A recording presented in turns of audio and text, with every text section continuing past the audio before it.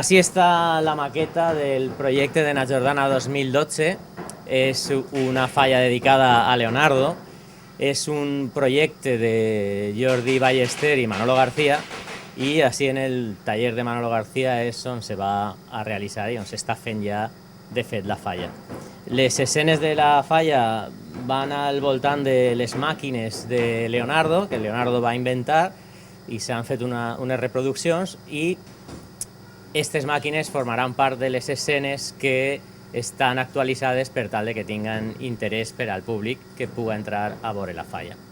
Les característiques són, independentment de l'alçada, que seran 23 metres d'altura. Després és la possibilitat de veure la maquinària inventada per Leonardo, poder visitar la falla per dins, en aquesta part central que és la màquina de la guerra, i també veure el treball que s'ha fet en fusta. Bàsicament, tota la falla està resolta en fusta. De fet, el cap, tota la part de darrere i la seva estructura és de vareta, i d'aquesta manera el que volem és que almenys la crema siga una crema interessant i espectacular.